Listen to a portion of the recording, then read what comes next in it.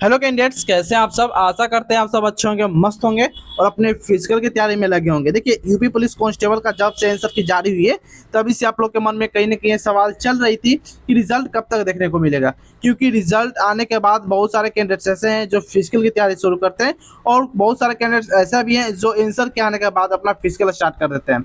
लेकिन उन लोगों को मैं बता देना चाहता हूँ जो रिजल्ट आने के बाद तैयारी करते हैं, उन सभी के मन में एक डाउट चलती है, मेरा इतना नंबर बन पा रहा है, क्या मैं फिजिकल शुरू करूँ या ना करूँ, कट ऑफ क्या रहेगी, मेल के लिए कट ऑफ क्या देखने को मिलेगी, फीमेल के लिए कट ऑफ क्या रहेगी। तो सारी जानकारी आपको इस वीडियो में प्रोवाइड कराने वाले। चैनल पर पहले विजिट करो, चैनल को आप सब्सक्राइब कर सकते हो, बेल आइकन दबा सकते हो, क्योंकि यूपी पुलिस कांस्टेबल जो कोई भी जानकारी आती है, लेटेस्ट अपडेट आती है, सबसे पहले आपको टाइम टू टाइम इसी पर देखने को मिलती है। तो फर्स्ट ऑफ ऑल सबसे पहले बात करते हैं जो कि मैंने बताया है खुशखबरी परिणाम को लेकर। तो क्या अपडेट है सारा कुछ आपको बताते हैं।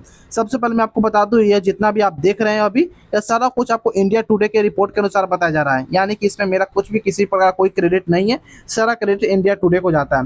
फर्स्ट ऑफ ऑल सबसे पहले बात करते हैं यूपी पुलिस कांस्टेबल भर्ती 2026। 21 लाख से अधिक युवाओं ने दी परीक्षा, 10 से 12 जुलाई तक परिणाम आने की संभावना। यह कुछ इनका एडिंग हो चुका है। अब बात करेंगे पूरा आर्टिकल लेकर करके हम समझेंगे।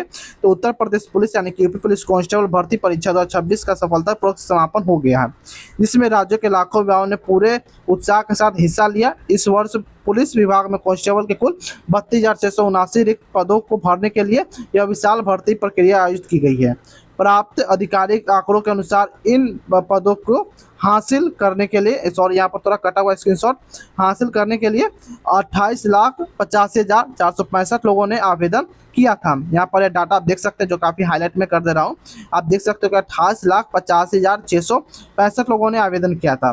ठीक है, इसमें से 21,92,000 के अप्रोक्स आप लेकर चल सकते हो। राउंड फिगर में 22 लाख के अप्रोक्स में परीक्षार्थियों ने विभिन्न परीक्षा केंद्र पर उपस्थित होकर अपना परीक्षा दी है। आगे बात करते हैं, इस महत्वपूर्ण परीक्षा का आयोजन 8, 9 और 10 जून को कंडक्ट कराया गया था।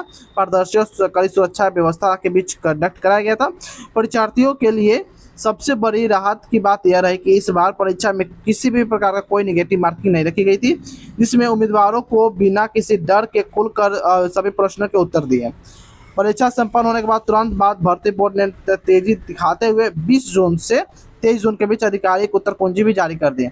यानी कि 20 जून को आपको आंसर की जारी कर दी गई थी। 3-4 दिन आपको ऑब्जेक्शन लगाने का समय भी रखा गया था। कितने प्रश्नों पर ऑब्जेक्शन लगाई गई है, किन शिफ्टों में कितना बोनस तक देखने को मिलेगा, नॉर्मलाइजेशन क्या होगा, इसी पर भी हम चर्चा कर लेंगे। साथ ही साथ उत्तर कुंजी जारी होने के बाद उम्मीदवार ने अपना संभावित अंकों का अनुमान लगा लिया।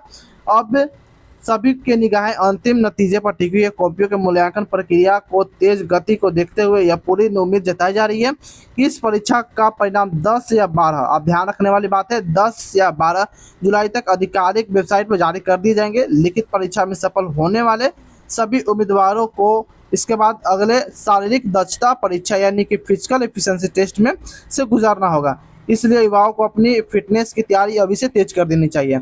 जितना भी आपको मैंने आर्टिकल पढ़ा है, सारा कुछ इंडिया टुडे के रिपोर्ट के अनुसार है। उसमें भी यानी कि इंडिया टुडे का भी यह भी कहना है कि अभी से अपना फिटनेस पर ध्यान रखिए। यानी कि दौड़ धूप जो भी करना है, अपना हेल्थ पर प्रॉपर तरीके से अभी से ध्यान रखना है। अब बात कर लेते हैं जो काफ़ी इंपॉर्टेंट आती है, टोटल वैकेंसी को लेकर मैंने सारा कुछ बता दिया। फॉर्म अप्लाई क्या कुछ है, इस सब तो आप लोगों को आपको न्यूज़पेपर में यानी आर्टिकल में देखने को मिल चुका था। आगे बात करते हैं कैटेगरी वाइज क्या कुछ वैकेंसी निकाली गई थी। सबसे पहले बात करेंगे यूआर में 13,093, ईडब्ल्यूएस में 3264, ओबीसी में 8818, एससी की बात करेंगे तो 6857, एसटी में 647 और टोटल पोस्ट की बात करेंगे तो 32,679 टोटल पदों पर वैकेंसी निकाली गई थी। आई होप ये डाटा अच्छे से आप सभी को समझ में आ चुका होगा। फिर भी कहीं डाउट लगे तो आप कमेंट सेक्शन के माध्यम से हमसे तुरंत पूछ सकते हैं, वहाँ जवाब आपका विद इन सेकंड प्रोवाइड करा दिया जाएगा। ध्यान देने वाली बात है, कमेंट करने से पहले आपको हाई बटन प्रेस करना होगा। ठीक है, आपको हाई बटन प्रेस कर दोगे तो ज़्यादा बेटर रहेंगे। आगे बात करते हैं UP police constable category wise vacancy detail 2026। सारा कुछ मैं आपको बताऊंगा, क्योंकि 1, 2 नहीं 4-5 पोस्टों के लिए, पदों के लिए वैकेंसी निकाली गई थी। सबसे पहले बात करेंगे constable civil police male female दोनों के लिए, जिसमें 10,669 वैकेंसी निकाली गई थी। Constable PSC arm force male के लिए total 15,131, PSC special force male के लिए 1,341, कांस्टेबल बटालियन फीमेल के लिए 2,282, constable mountain police horse rider male के लिए 71, जेल वार्डन मेल के लिए 3,279 और फीमेल के लिए बात करेंगे तो 196 टोटल वैकेंसी निकाली गई थी। आई होप ये डाटा अच्छे से आप सभी को समझ में आ चुका होगा। फिर भी कहीं तरीके से किसी प्रकार कोई डाउट बचे तो आप कमेंट सेक्शन के माध्यम से पूछ सकते हो। चलिए आगे बात करते हैं। ये भी आप यहाँ कैटेगरी वाइज भी देख सकते हो, किस कैटेगरी में कितनी वैकेंसी निकाली गई है, सारा कुछ आप एक एक करके देख सकते हो। वीडियो पॉज कर लेना और एक एक करके अच्छे से जानकारी प्राप्त कर लेना। आगे बात करते हैं एग्जाम हाईलाइट को लेकर। इसमें टोटल 150 प्रश्न पूछे गए थे, यानी 150 प्रश्न के एक का एग्जाम हुआ था। टोटल 300 अंकों की, यानी कह सकते हैं कि आपको एक अंक, एक क्वेश्चन के लिए आपको 2 अंक निर्धारित की गई है। निगेटिव मार्किंग नहीं होने के कारण सभी लोगों ने 150 में 150 अंक, यानी कि 150 में 150 क्वेश्चन अटेम्प्ट कर लिया। हालांकि देखिए आंसर के आने के बाद सभी के मार्क्स में घटाव देखने को मिले, क्योंकि निगेटिव मार्किंग नहीं होने के बावजूद भी मार्क्स में घटाव होना यानी कि बहुत बड़ी चेतावनी की आशंका है। वह कौन कौन सी चेतावनी? तो सबसे पहले बात करेंगे तो सिली मिस्टेक। मैंने हर वीडियो में बोला सिली मिस्टेक बहुत सारे लोगों ने किया। टाइम टेकन सवाल होने के कारण बहुत सारे लोगों ने सवालों को स्किप भी कर दिया। मैथ जैसे, रीजनिंग जैसे सवालों को स्किप किया है, क्योंकि बहुत सारा टाइम टेकन सवाल था। बहुत सारे लोगों ने क्वेश्चन छोड़ा भी है, बहुत सारे लोगों का क्वेश्चन छूटा भी। इस बार क्या कुछ कट ऑफ रहेगी इसकी जानकारी भी देंगे। सबसे पहले बात करते हैं शिफ्ट वाइज डिफिकल्टी लेवल को लेकर। यह जो आपको डाटा बताया जा रही है आंसर के आने के बाद का मैं आपको डाटा प्रोवाइड करा रहा हूँ। सबसे पहले बात करेंगे 8 जून को लेकर। तो 8 जून की पहली शिफ्ट आपके हार्ड रही, सेकंड शिफ्ट मॉडरेट। 9 जून की पहली shift moderate to hard and second shift moderate.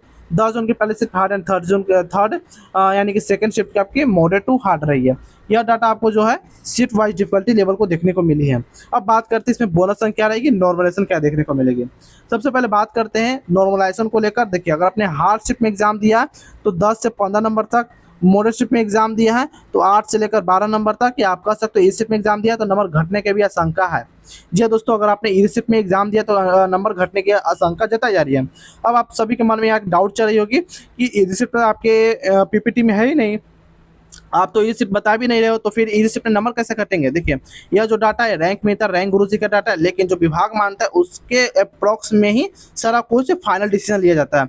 यह जो डाटा आपको बताया जा रहा है रैंक मित्रा, जिस पे आप अपना स्कोर कार्ड डालते हो, रैंक गुरुजी पर जिस पे आप स्कोर कार्ड डालते हो वहां से डाटा लिया गया। ऐसा नहीं है कि विभाग हमें प्रोवाइड कराता डाटा, ऐसा कुछ नहीं। आप सभी के डाटा के अनुसार ही सारा कुछ यहाँ पर लिया जाता है।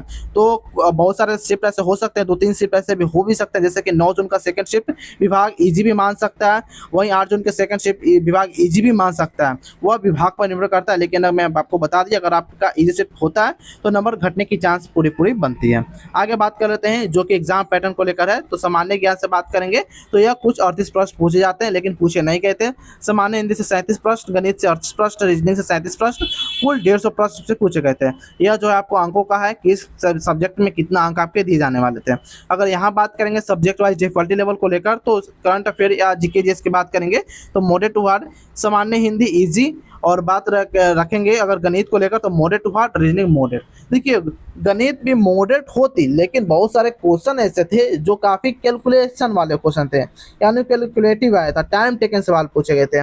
रीजनिंग की बात करेंगे तो रीजनिंग इजी कहलाती, लेकिन आप सभी के डिमांड की मैं बात करूँ, आप सभी के कहना था कि रीजनिंग में बहुत सारे नंबर, मिसिंग नंबर ऐसे पूछे गए थे, ब्लड रिलेशन पूछे गए थे, पजल वाले सवाल पूछे गए थे जो काफ़ी टाइम टेकन पूछ लिए गए थे।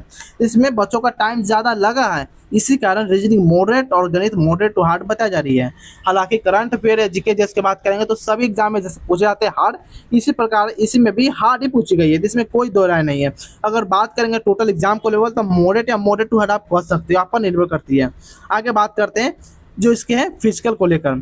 अगर देखिए फिजिकल के लिए कुछ इस प्रकार से आपकी क्राइटेरिया रहने वाली है, जैसे कि हाइट को लेकर बात करेंगे तो पुरुषों में 168 सेंटीमीटर और महिलाओं में 152 सेंटीमीटर, और एसटी के लिए इस प्रकार से 160 सेंटीमीटर पुरुष के लिए, 147 सेंटीमीटर महिला के लिए होनी है। सीना की बात करेंगे तो सिर्फ पुरुषों के लिए एससी ओबीसी के लिए 79 सेंटीमीटर और बिना फुलाए हुए, और फुलाकर 84 सेंटीमीटर आपकी होना है। वजन केवल महिलाओं के लिए मात्र आपको 40 केजी होना चाहिए। अगर 40 केजी से वजन कम होगी तो आपके लिए दिक्कत है, ज़्यादा है तो ठीक है, लेकिन अप्रोक्स में यानी कि इर्द गिर्द आप कह सकते हैं कि हाँ नहीं मेरा 42 बन रहा है, 38-39 है, आप फिर भी अपना वजन बढ़ाएं, 42 वाला भी वजन बढ़ाएं, 38 वाला भी वजन बढ़ाएं, क्योंकि फिजिकल की तैयारी करोगे वहाँ दौड़ाया जाएगा तो आपके वजन घट सकते हैं। ठीक है, तो अभी से अपना मेंटेन कर लेना है। आगे बात करते हैं दौड़ को लेकर।